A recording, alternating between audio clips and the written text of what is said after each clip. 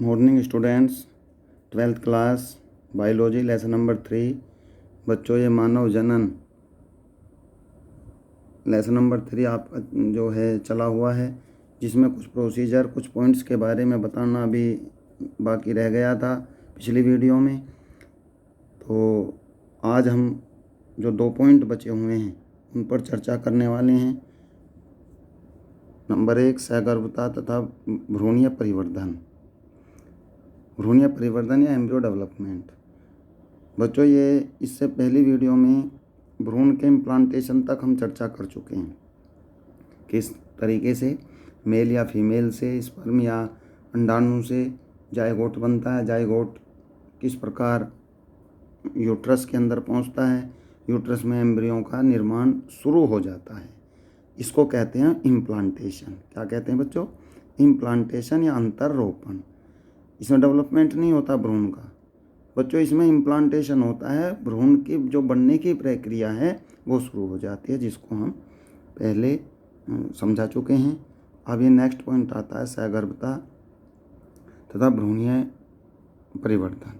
Implantation के बाद भ्रूण का परिवर्धन बच्चों किस प्रकार से होता है, ये समझना बायोलॉजी के स्टूडेंट्स के लिए बेहद ज़रूरी है कि भ्रूण का निर्माण तो हो गया, किंतु इसको खाद्य पदार्थ, पोषक तत्व या गैस जैसे ऑक्सीजन है या इसके उत्सर्जित पदार्थ हैं, ऑक्सीजन गैस किस प्रकार अंदर पहुंचती है और कार्बन डाइऑक्साइड जैसे जो एक्सक्रीटरी प्रोडक्ट हैं, वेस्ट प्रोडक्ट हैं, वो कैसे बाहर निकलते हैं। तो इसमें हम यहाँ थोड़ी इस पॉइंट पर चर्चा करेंगे। इम्प्लांटेशन के पश्चात अंगुली जैसी रचनाएं उभरना शुरू हो जाती हैं भ्रूण के अंदर, और ये जिनको हम कोरियोनिक विलाई कहते हैं। ये विलाई या जो अंकुरक हैं, जो संरचना भी आपको बताई हैं कि कुछ संरचनाएं निकलनी शुरू हो जाती हैं जिनको विलाई कहते हैं।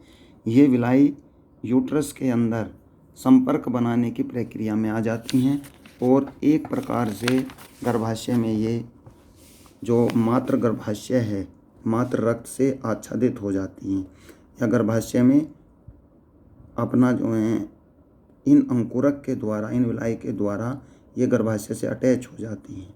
गर्भाशय, मातृ गर्भाशय एक दूसरे के साथ इंटरडिजिटेटेड का मतलब होता है आपस में मिलना। इसमें भी उभार बनते हैं एम्ब्रियो के अंदर बच्चों, और जो मातृ गर्भाशय होता है उसकी जो कोशिकाएं होती हैं उनमें भी उभार बनने शुरू हो जाते हैं, और एक इस प्रकार की संरचना तैयार हो जाती है संयुक्त रूप से।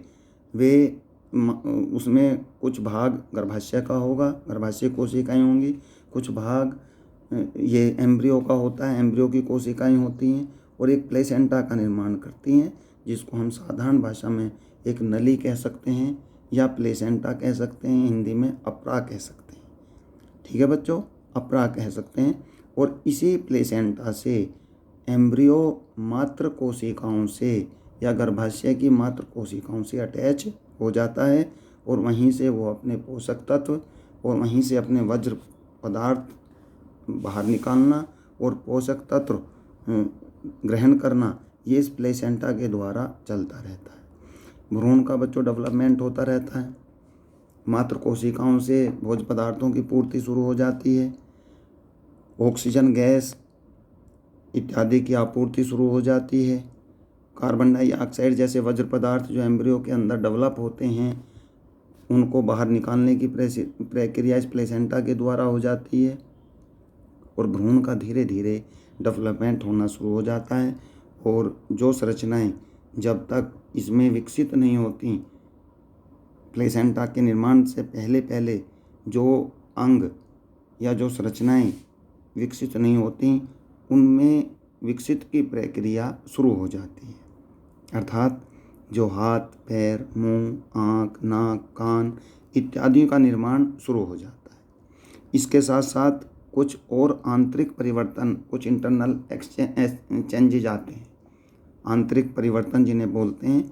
और उन आंतरिक परिवर्तनों में क्या होता है, यहाँ तक तो आप समझ ही गए हैं कि यह प्लेसेंटा नाभि रज्जु द्वारा भ्रूण से जुड़ा होता है, जो भ्रूण तक सभी आवश्यक पदार्थों को अंदर लाने और बाहर ले जाने के कार्य में मदद करता है। ये प्लेसेंटा का कार्य है। अब इसके अंदर जो इंटरनल चेंजेज आते हैं, आंतरिक जो अंतर परिवर्तन आते हैं, वो क्या आते हैं? Gonadotropin hormones, GDH, gonado, G for gonado, T for tropic, H for hormone, तो GTH इसको बोलते हैं। और ये कई प्रकार के हार्मोन्स होते हैं, जैसे लैक्टोजन है, एस्ट्रोजन है, प्रोजेस्टेरोन है। इनका निकलना शुरू हो जाता है, अर्थात अंदर ही ये हार्मोन्स निकलने शुरू हो जाते हैं। और बच्चों, इनका निकलने का ज़रूरी क्यों होता है? क्योंकि जो शरीर का एक तरीके से एरिया है, क्षेत्रफल है, उसमें बढ़ोतरी होती है, रिलैक्सेशन होना ज़रूरी हो जाता है, त्वचा के अंदर, स्किन के अंदर संकुचन की प्रक्रिया शुरू हो जाती है, शरीर फैलना शुरू हो जाता है।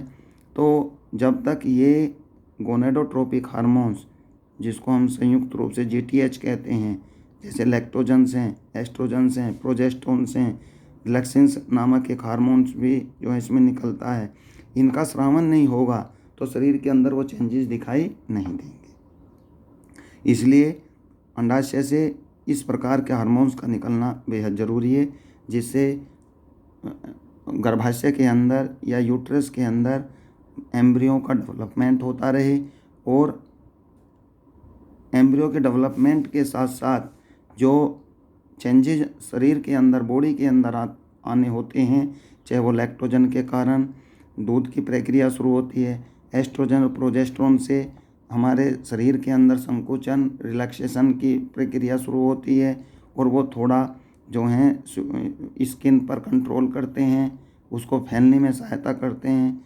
रिलैक्सेशन नामक हार्मोन्स भी स्रावित होना शुरू हो जाता है। हमें यह भी याद रखना चाहिए बच्चों कि इस प्रकार के जो भी हार्मोन्स हैं, वो स्त्री में केवल सगर्भता की स्थिति में ही उत्पादित होते हैं, जब स्त्री गर्भ से होती है। अगर स्त्री गर्भ से नहीं है तो इस प्रकार के किसी भी हार्मोन्स स्रावित नहीं होगा। ये सिर्फ हार्मोन्स जो निकलते हैं वो इसी कंडीशन में निकलते हैं, सगर्भता की स्थिति में निकलते हैं। इसके अलावा अन्य हार्मोन्स हैं, जैसे अभी आपको बताया गया था, एस्ट्रोजन्स हैं, प्रोजेस्टेरोन हैं, कोर्टिसोल हैं, प्रोलैक्टिन है, थायरॉक्सिन आदि की भी मात्रा सगर्भता के दौरान माता के रक्त में कई गुना बढ़ जाती है। कई गुना क्यों बढ़ जाती है? जिससे बच्चों गर्भ के अंदर जो एम्ब्रियो का डेवलपमेंट हो रहा है, गर्भ के अंदर जो एम्ब्रियो का डेवलपमेंट होता है, उसमें किसी प्रकार की कोई कमी ना रह जाए, या उसके अंदर सभी पदार्थ, पोषक तत्व सभी उचित मात्रा में पहुंचते रहें, तो ये सभी हार्मोन्स निकलते हैं, और ये हार्मोन्स निकल कर के इनकी मात्रा रक्त के अंदर बढ़ जाती है। इन हार्मोन्स के उत्पादन में बढ़ोतरी होना भी भ्रूण की वृद्धि, एम्ब्रियो की वृद्धि के लिए ज़रूरी है। और जो मदर की मेटाबॉलिक एक्टिविटी जितनी भी होती हैं, जिनको हम हिंदी में उपापचयी क्रियाएं कहते हैं, अर्थात पाचन की है, श्वसन की है, उत्सर्जन की है, अगर ये आप जानते हैं पहले से ही कि अगर माता सुरक्षित है तो उसके अंदर पलने वाला जो भ्रूण है, एम्ब्रियो है, वो भी बच्चों सुरक्षित रहेगा। इसलिए माता का हष्ट-पुष्ट रहना बेहद ज़रूरी होता है।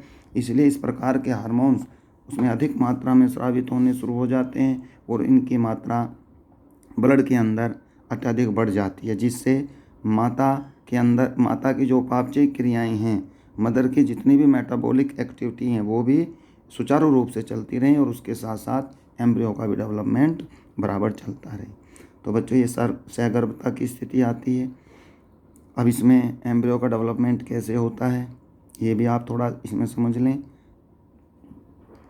जैसे जितनी भी कोशिकाएं हैं भ्रूण की, वो बाह्य त्वचा का एक स्तर बाहर की तरफ बनाती हैं, अंदर की तरफ अंतस्थ त्वचा एंडोडर्म बनाती हैं।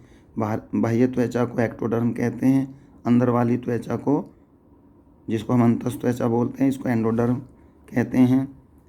और ये अलग अलग विभाजित हो जाती हैं, एक्टोडर्म बाहर की तरफ और एंडोडर्म अंदर की तरफ। और इसके बीच में, एक्टोडर्म और एंडोडर्म के बीच में एक और लेयर आ जाती है, जिसको मेसोडर्म कहते हैं। और ये ही एक्टोडर्म, एंडोडर्म और मीजोडर्म तीनों जो लेयर हैं, ये तीनों लेयर बच्चे के अंदर होने वाले विभिन्न प्रकार के अंगों का निर्माण करना शुरू कर देती हैं। या आप जानते हैं कि ये सेल से लेयर बनती हैं, लेयर से